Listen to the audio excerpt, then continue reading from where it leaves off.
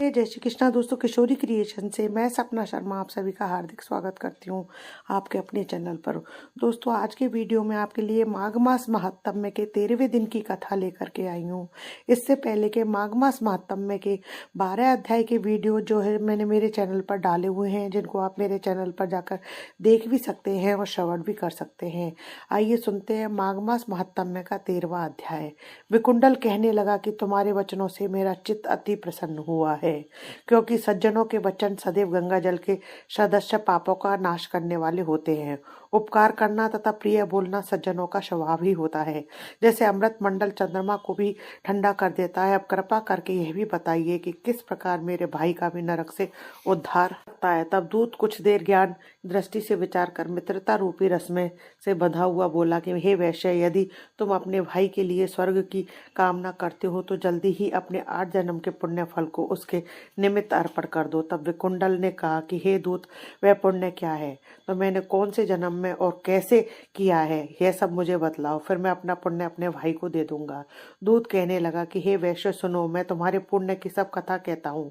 पूर्व समय में मधुबन में शाल्की नाम का एक ऋषि था। वह बड़ा तपस्वी था।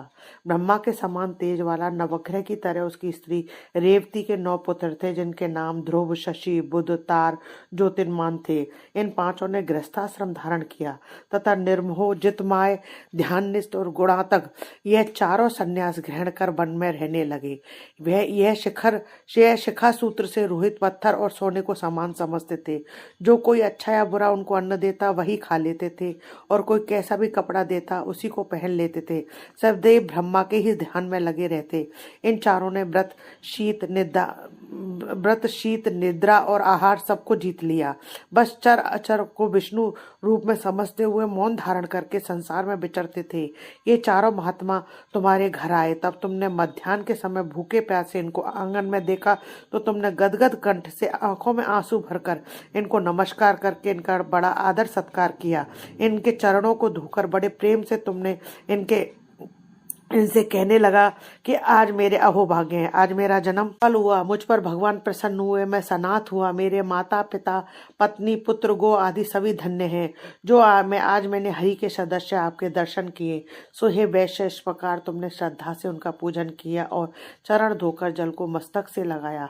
फिर विधि पूर्वक इनका पूजन करके तुमने इन सन्यासियों को भोजन कराया। इन सन्यासियों ने भोजन करके रात को तुम्हारे घर में विश्राम किया, ब्रह्मा के ध्यान में लीन हो गए। इन सन्यासियों के सत्कार से जो पुण्य तुमको मिला सो मैं कहने में भी असमर्थ हूँ, क्योंकि सब भूतों में प्राणी श्रेष्ठ है। प्राणियों में बुद्धि वाले, बुद्धि वालों में मनुष्य, मनुष्य में ब्राह्मण और विद्वानों में पुण्यात्मा, और पुण्य आत्माओं में ब्रह्मज्ञानी और ब्रह्मज्ञानी सर्वश्रेष्ठ है।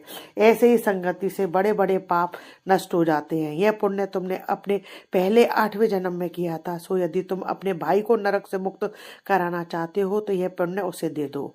सो दूत के ऐसे वाक्य सुनकर उसने प्रसन्न चित्त से अपना पुण्य अपने भाई कुंडल को दे दिया और वह नरक से मुक्त हो गया और दोनों भाई देवताओं से पूजित किए गए।